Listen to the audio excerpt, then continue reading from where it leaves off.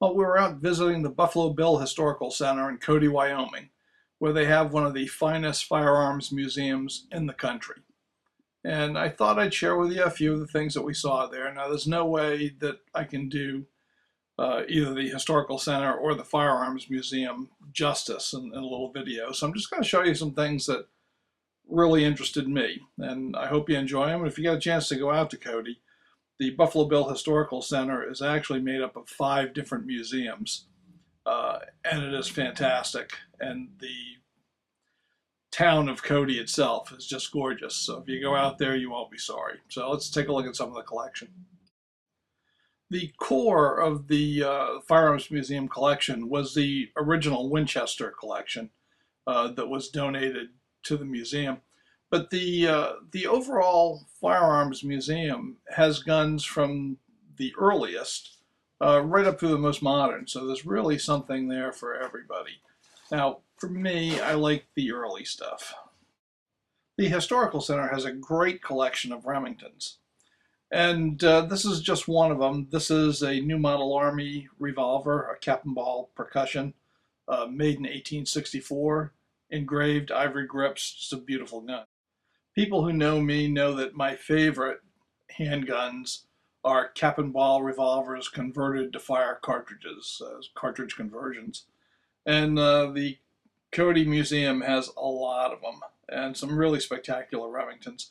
This one is a 38 caliber Remington Navy, converted to fire 38 rimfire cartridges. It's fully engraved, really nice ivory grips, and just a beautiful gun. And they have this really nice Remington New Model Army converted to fire 44 caliber Remington centerfire cartridges. Now, this particular conversion has a couple of unusual features, and I've seen a lot of Remington conversions, originals. This one has no conversion plate at all. Most of them have a very thin hardened steel plate, but this one backs right up against the recoil shield of the revolver.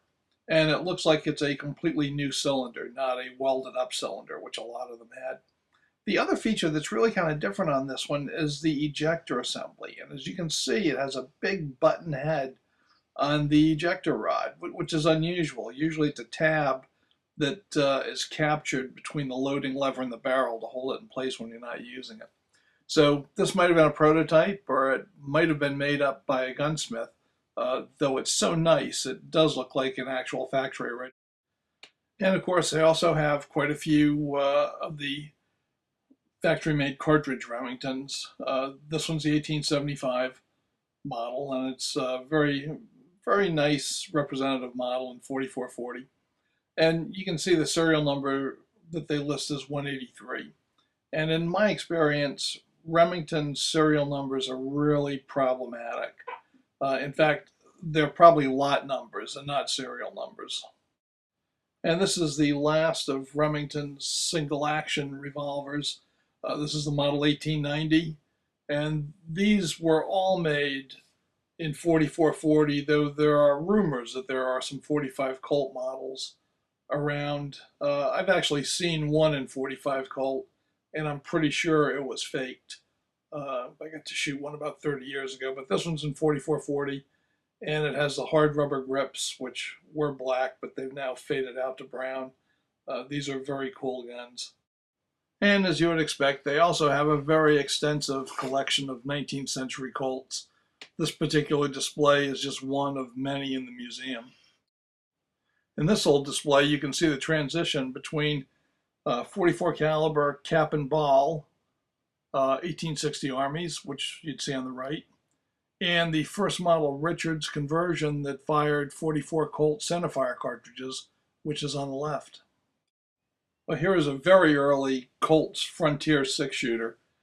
This particular gun was made in the second year that they were chambered in 4440 caliber, and really the first full year they were available in that chambering. And this gun has a set of mother of pearl grips, which have seen a little bit of action, a little bit worse for wear, and it's just beautifully engraved.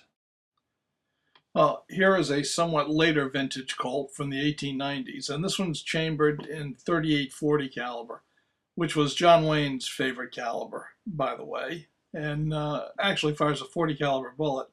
And you might say it's the forebearer of our modern 40 caliber Smith & Wesson.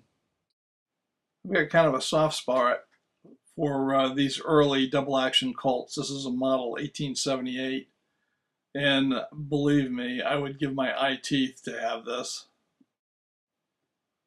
This Smith & Wesson 44 American was their first full-size fighting six-gun, and it was very popular on the Western frontier when it first came out.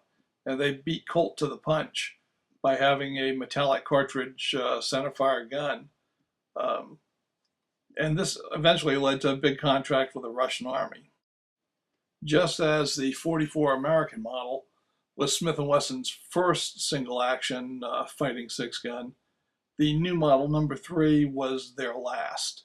And these were produced from 1878 to almost the turn of the century, though they were still putting some parts together in the 20th century.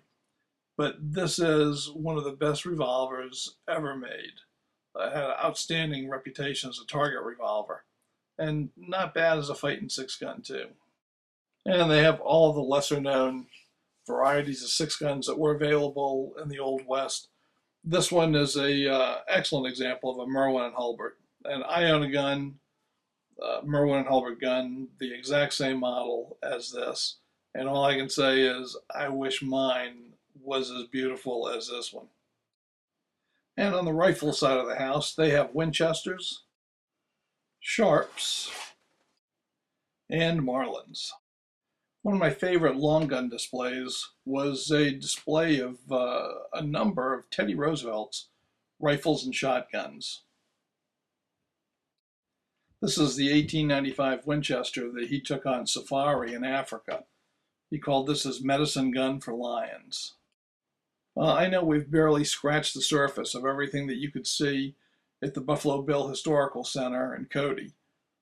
If you're a firearms enthusiast, this is almost a must-see destination. If you can make the trip, you won't be disappointed.